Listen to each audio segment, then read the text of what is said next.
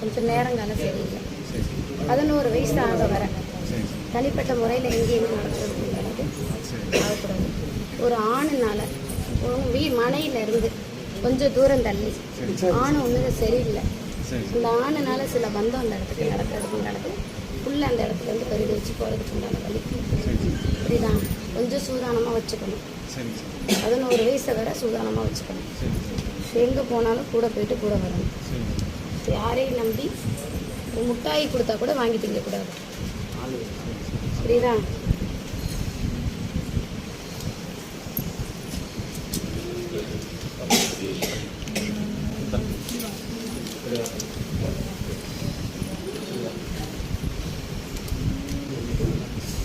துள்ளி குதிச்சு வந்த மாதிரி இறங்கி வா பார்க்கலாம்.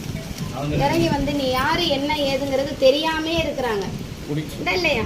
நீ யார், வர்றது யாரு, எந்த இடத்துல இருந்து வர்றீங்க, அந்த குடும்பத்தை காத்து வருவீங்களா என்னங்கிறது இப்போ வெளியே வந்து சொல்லுங்க பார்க்கலாம். இறங்கி வா.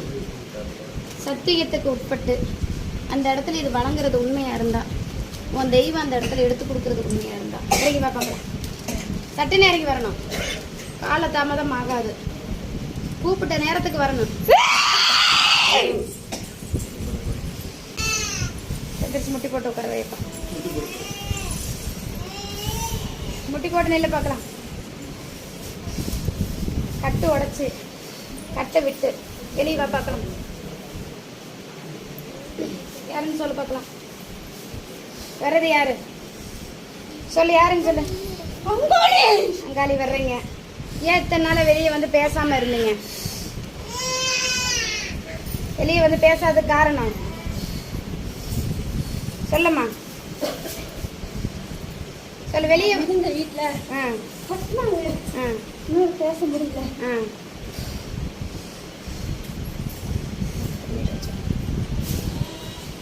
பேச முடியலையா? பேச முடியாத காரணம், பேச முடியாத காரணம் நீயே கட்டினாங்க. அப்பயும் வந்துட்டு தான் இருந்தேன்.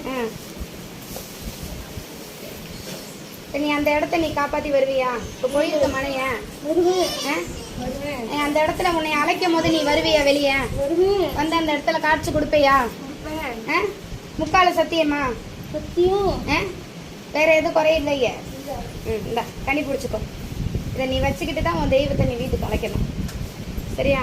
தெய்வத்தை அழைச்சாச்சப்பா யாருன்னு கேட்டுக்கிட்டீங்க. நீ அதை வந்து பார்த்துக்கோ. சரியா?